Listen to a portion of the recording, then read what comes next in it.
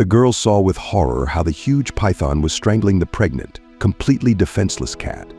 The girl rushed to help, but the python's grip was too strong.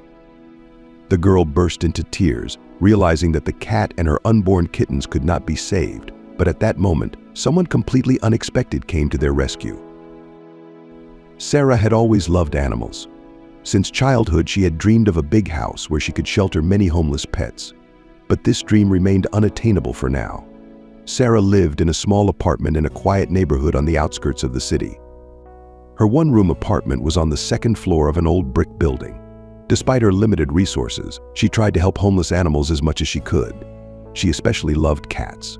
Sarah was a nurse at the local hospital and often worked night shifts. Despite being tired after her shifts, she always found time for her charges.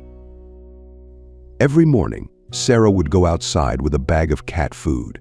She would place the food in bowls, set in secluded spots. The bowls were colorful. Sarah had bought them at the pet store to make the street look more cheerful and bright. Stray cats of different breeds and sizes would gather around. Sarah knew each one by sight and even gave them names. Sarah had grown especially attached to a small black cat with a white patch on her chest. Sarah named her Midnight. Midnight had bright green eyes and a small scar on her left ear. Recently, Midnight had noticeably rounded. She was pregnant and expecting kittens. Sarah worried about the future litter. She knew well that the street was no place for newborn kittens, but her small apartment would be too cramped for the animals. Living next door to Sarah was an elderly man named John. He was about 70 years old, but looked even older. John's gray hair was always neatly combed, and his clothes were ironed. John used to be a military pilot and had participated in many operations.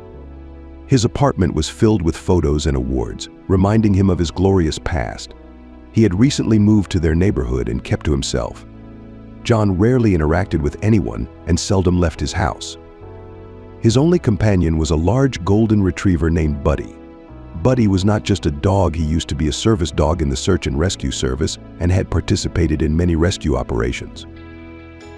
Sarah tried to befriend her new neighbor. She would greet him when they met and try to strike up a conversation. But John always replied curtly and hurried away. It was clear that socializing was burdensome for him. From other neighbors, Sarah learned John's sad story. It turned out that he had recently lost his only son, Michael. The young man worked as a rescuer and died in the line of duty. It happened during a severe forest fire. Michael was rescuing people from a burning village. After Michael's death, John took his dog Buddy home. It was his only connection to his deceased son. Knowing this story, Sarah felt even more sympathy for her gloomy neighbor. She understood his grief and loneliness, but all attempts to befriend him remained unsuccessful. One morning, as usual, Sarah went out to feed the cats and noticed Midnight was missing. The black cat was usually the first to come for breakfast, but today she was nowhere to be seen. Sarah became worried. At that stage of pregnancy, Midnight should not have gone far.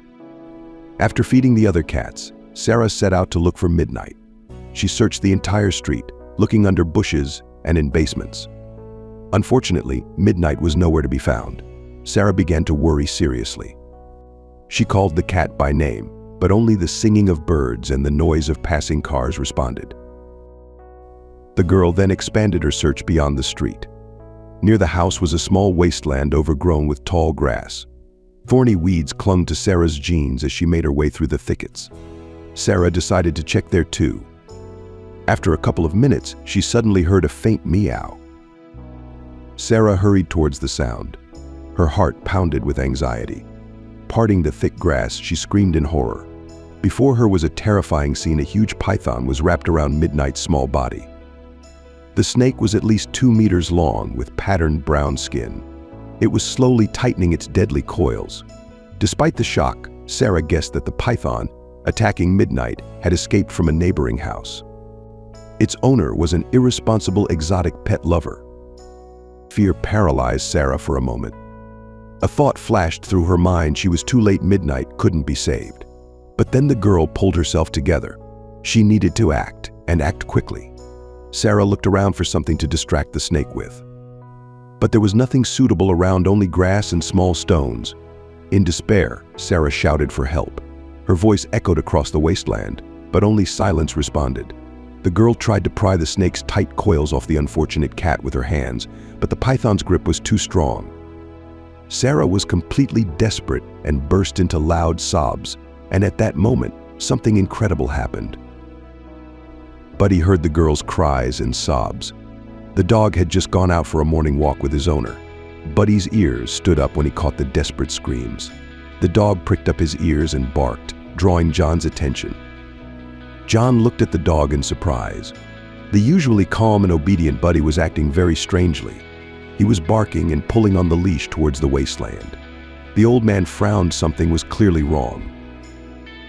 After hesitating for a second, John decided to check what was going on. He let go of the leash, and Buddy instantly dashed off.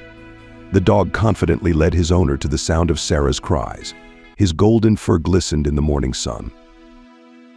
When they reached the scene, John saw his neighbor in a panic, flailing around the huge snake. A small animal, probably a cat, was writhing in the python's coils. Midnight's eyes were wide with terror, but due to the python's strong grip, she could no longer scream and was barely breathing.